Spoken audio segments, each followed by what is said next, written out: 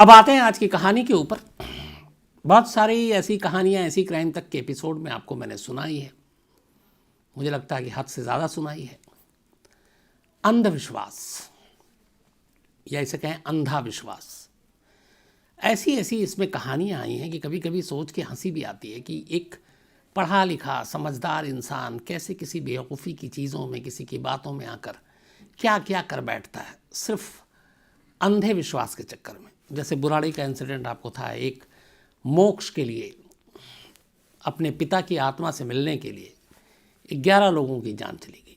सिर्फ एक शख्स के दिमाग में आया, उसने पूरे घर में भर दिया। अभी वैसे ही हरियाणा की एक स्टोरी थी जिसमें एक पति ने अपने बच्चों, बीवी सबको मार दिया। राजस्थान की स्टोरी थी, पूरी फैमिली ने बैठ के सुसाइड किया था जब साइनाइड को उन्होंने एक पार्टी की, उसमें मिठाइयों में डाला, और ये वो भी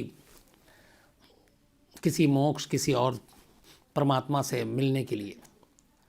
ये तो कुछ छोटे मतलब वैसे इंसिडेंट हैं, ऐसी बहुत सारे हमारे देश के कोने कोने से खबरें आती हैं जो हमारी तक आती ही नहीं है या आप लोगों तक पहुंचती ही नहीं है, क्योंकि हम मान के चलते हैं कि इनका कोई मतलब नहीं, ये तो होता रहता है।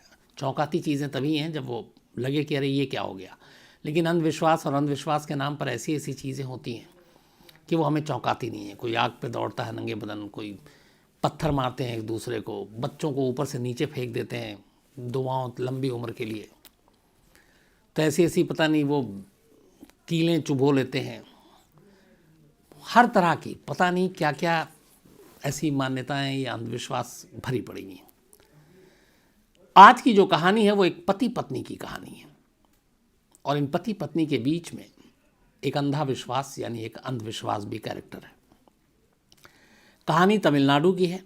चेन्नई के करीब एक जगह है पेरुम्बक्कम। पेरुम्बक्कम में एक इलाका है क्लैगनर करुणानिधि नगर।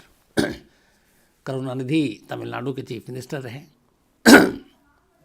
और अभी उनके बेटे स्टालिन जो है वहाँ के चीफ मिनिस्टर हैं। तो इसी करुणानिधि नगर में एक शख्स रहता था जिसका नाम था नागराज। पढ़ा लिखा, ज़िंदगी सब कुछ ठीक चल रही थी, घर में पत्नी और एक बेटी। बेटी को भी इन्होंने अच्छे से पढ़ाया।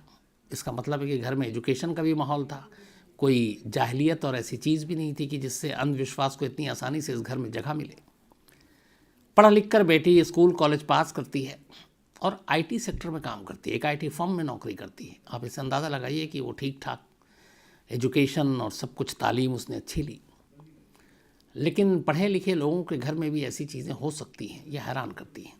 लेकिन ये अकेली कहानी नहीं है, ऐसी बहुत सारी मिसालें हैं। तो नागराज अपने परिवार के साथ खुश था पेरुम्बक्कम में। धीरे धीरे वक्त बीता, फिर उसका ध्यान जो है वो धर्म कर्म की तरफ ज़्यादा चलने लगा, और वो अपनी नौकरी के साथ साथ थोड़ा सा धार्मिक उसके अंदर ज़्यादा चीज़ें आने लगी। लोगों को लगा कि चलो हर एक शख्स के साथ होता है। कुछ वक्त के बाद इसने अपने घर के पीछे एक जगह थी, वहाँ इसने एक मंदिर बनवाया, और उस मंदिर में फिर पूजा अर्चना शुरू हो गई। लोग इसकी धार्मिक प्रवृत्ति से, उसकी सोच से ये था कि चलो अच्छा इंसान है और कोई शख्स किसी को नुकसान ना पहुंचाए, ये अपने आप में होती है। तो वो अपना धर्म कर्म के काम में लगा हुआ था, ना कोई हिंसा ना बाकी चीज़ें। तो लोगों को भी उससे कोई शिकायत, कोई वो चीज़ नहीं थी। मंदिर जब शुरू हो गया और उसके बाद इसने फिर धर्म की तरफ अपना सारा ध्यान लगाना शुरू किया। वक्त बीता, कुछ महीने बीते, फिर अचानक नागराज ने अपने घर में अपने पड़ोसियों से कहना शुरू किया कि उसकी अब भगवान से बात होती है। और पहले उसने बताया कि भगवान सपने में आए, उन्होंने कई चीज़ें बताई। फिर उसने कहा कि अब उसकी भगवान से बात होती है, कुछ देवी देवताओं से भी बात होती है, और वो सीधे डायरेक्ट उनसे कांटेक्ट करता है। आस्था बड़ी चीज़ होती है। घर में उसकी पत्नी ने भी उसकी बातों को माना, लेकिन बेटी ने इन चीज़ों को नहीं माना। अच्छा, जो आस पड़ोस के लोग थे वो भी जानते थे नागराज के बारे में, उसके नेचर के बारे में। तो बहुत सारे ऐसे लोग थे जिन्होंने कहा कि हाँ, ये शख्स हो सकता है कि इसकी भगवान से बातचीत होती हो। और उसने चूँकि कोई ऐसी हरकत की नहीं, बिल्कुल नॉर्मल इंसान, एक आम जो मिडिल क्लास फैमिली मेंबर, अपना नौकरी करना, खाना पीना, घर में रहना, फैमिली लाइफ, सब कुछ वैसे ही चल रहा था। लेकिन चीज़ें बदली 16 नवंबर 2021, इसी 16 नवंबर 2021 को। हुआ क्या कि 2021 में जून के महीने के बाद अचानक नागराज, जो अब तक कह रहा था मेरी भगवान से बातें होती हैं, मेरी देवी देवताओं से बातें होती हैं, उसने अपनी पत्नी से ये कहना शुरू किया कि मेरी भगवान से बात हुई और मुझे उन्होंने कहा है कि तुमको अमर करना है। अमर करना है मतलब कि तुम कभी मरोगे नहीं, तुम्हारी मौत नहीं होगी।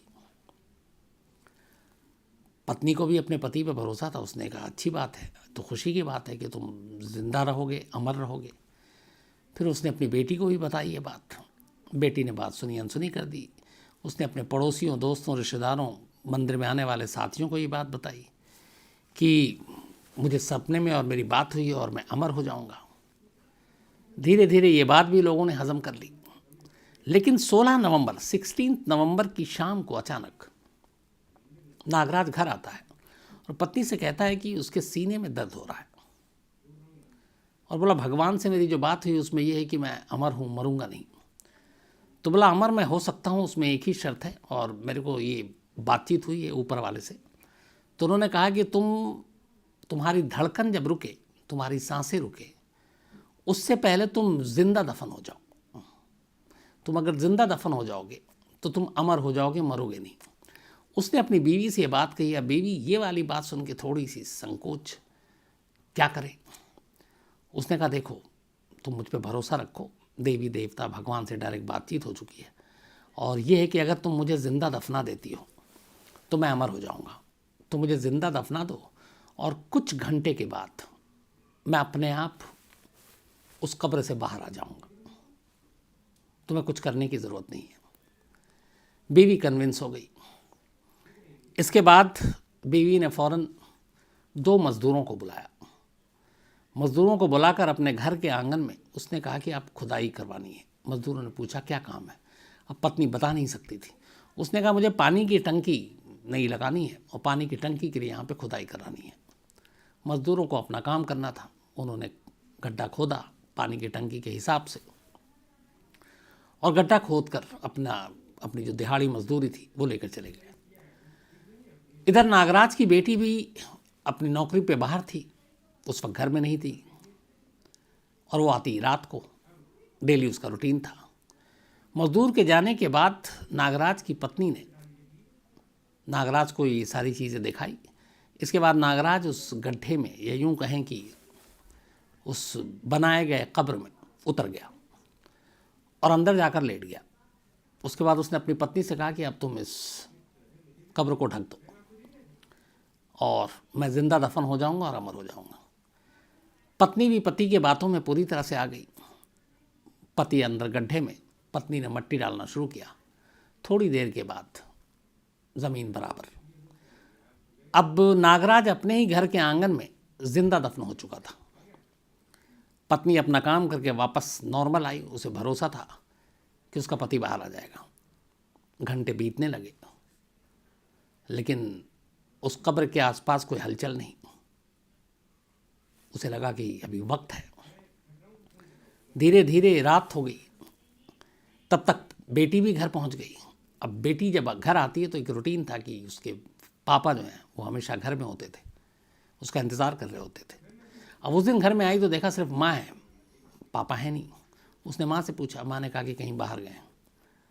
उसे भी लगा चलो, हालांकि उसको लगा अनयूजुअल है, जनरली वो रात को जाते नहीं हैं। फिर भी उसने वेट किया। फिर रात गहरी होने लगी। फिर उसने माँ से पूछा। माँ टालती रही। सुबह हो गई।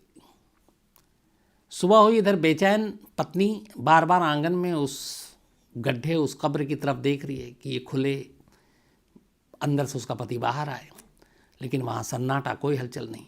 इधर बेटी परेशान, रात से सुबह हो गई, पापा घर नहीं पहुँचे, और वो माँ से लगातार सवाल किए जा रही है कि कहाँ गए, ऐसी कौन सी जगह गए, आप मोबाइल पे बात करके देखो, ये वो। माँ टाल रही है। लेकिन उसके सवालों के आगे फिर सुबह होने के बाद माँ टाल नहीं पाई। उसने अपनी बेटी को सारी चीज़ें बता दी। उसने कहा तुम्हारे पापा कहीं नहीं गए, उनको भगवान और उनसे बात हुई थी जो उन्होंने मुझसे कहा। उन्होंने कहा कि वो अमर होंगे। उनके सीने में दर्द था। उन्होंने कहा कि इससे पहले कि मुझे लग रहा है कि दिल का दौरा पड़े और मैं मर जाऊं, तो अगर जीते जी मुझे ज़िंदा दफना दो तो मैं अमर हो जाऊंगा, फिर कभी मरूंगा नहीं। और उनकी ज़िद की वजह से फिर मैंने गड्ढा खुदवाया और उसमें तुम्हारे पापा को दफन कर दिया, जो उनकी ख्वाहिश थी। बेटी सुनकर एक तरह से उसको क्या बोले, मतलब हैरान परेशान, और उसे समझ में नहीं आ रहा है कि उसके ही घर में क्या हो रहा है। एक आईटी सेक्टर में काम करने वाली लड़की और इधर एक अंधविश्वास की कहानी उसके अपने ही घर में। ये सुनते ही उसकी हालत ख़राब हुई। उसने फ़ौरन पड़ोसियों को ये बात बताई। पड़ोसी में से किसी ने एक पुलिस को 100 नंबर पे कॉल किया। थोड़ी देर के बाद पुलिस अब घर पे, पुलिस को बेटी ने ही सारी चीज़ें बताई कि उसकी माँ ने उसे ऐसे ऐसे बताया, और बताया कि इस आंगन में ही। तब तक पड़ोसी भी इकट्ठा हो गए थे।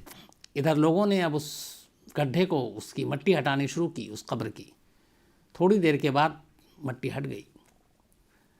अंदर नागराज अमर तो नहीं था, बल्कि उसकी मौत हो चुकी थी।